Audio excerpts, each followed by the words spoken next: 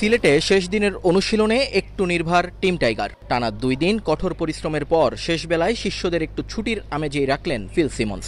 উদ্দেশ্য একটাই, চাপ নয়, উপভোগের মন্ত্র আউড়ে দেয়া হয়েছে শান্ত মিরাজদের মাঝে।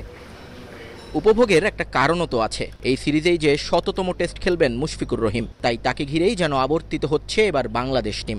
আগের দিন অনুশীলন না করলেও এদিন ২ নেট বদলে নিজেকে ঝালিয়ে নিলেন মিস্টার ডিপেন্ডেবল। যেন নতুনদের বুঝিয়ে দিলেন ৯৯-এ এসেও শুরুর দিনের মতোই উচ্ছল মুশি। খুবই এক্সাইটেড, আমার মনে হয় যে কালকে ইনশাল্লাহ ৯৯তম হবে। উনি ড্রেসিং রুমে থাকা অলওয়েজ আমাদের জন্য ভালো লাগার বিষয়।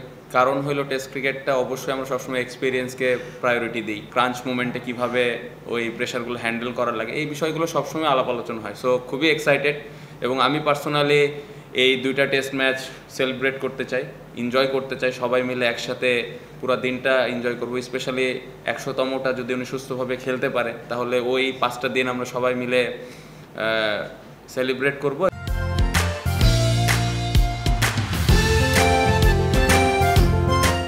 ব্যাটিং বোলিংয়ে নিজেদের ঝালিয়ে নিয়েছেন বাকিরাও, ব্যতিক্রম শুধু পেসাররা। লাক্কাতুরার গ্রিন টপে দাঁড়িয়ে লোভাতুর দৃষ্টিতে দেখে গেছেন উইকেটখানা। হয়তো মনে মনে উইকেট পাওয়ার পর সেলিব্রেশনগুলো ভেবে ফেলেছেন অনেকে, কিন্তু কয়জন থাকবেন একাদশে জানেন না কেউ। শান্ত তো আরো কয়েক কাঠি সরেশ মজা করেই জানালেন ম্যাচের ২০ মিনিট আগেই নাকি জানিয়ে দেবেন স্কোয়াড।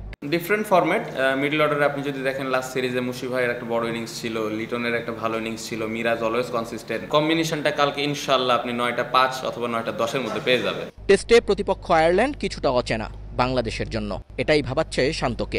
এমন প্রতিপক্ষের বিপক্ষেই যে ভুল করার সম্ভাবনা বেশি, তাই জয়ের প্রত্যাশাতেও শান্ত ছিলেন ধীরস্থির। ভালো দল আমার কাছে মনে হয় যে যদিও কম খেলা হয়, আপনি যেটা বললেন, এই জন্য কিন্তু অ্যাডজাস্ট করাটাও একটু কঠিন ব্যাপার। তো আমরা প্লেয়াররা যত তাড়াতাড়ি সম্ভব ওই অ্যাডজাস্টমেন্টে চলে যাব ইনশাল্লাহ। প্রপার ওই দলকে রেসপেক্ট দিয়ে আমরা খেলতে চাই, এবং আমি আশা করি যে ওই দলের সাথে চ্যালেঞ্জ থাকবে, বাট ওই চ্যালেঞ্জটা ঠিকমতো হ্যান্ডেল করার অ্যাবিলিটি আমাদের আছে। শেষ দিনে অনুশীলন করেনি আয়ারল্যান্ড, তবে উইকেট দেখতে মাঠে এসেছিলেন ক্যাপ্টেন এবং কোচিং প্যানেলের সদস্যরা। উইকেটে সবুজ আভা দেখে বেশ অবাক তারা। সিলেটে আমরা অনেক আগে একটা 4 দিনের ম্যাচ খেলেছিলাম। এখানকার উইকেট খুব ভালো, এই পিচটাও সেরকমই মনে হলো। স্টার্লিং এর এখানে খেলার অভিজ্ঞতা আছে, সে আমাদের তার অভিজ্ঞতা শেয়ার করেছে।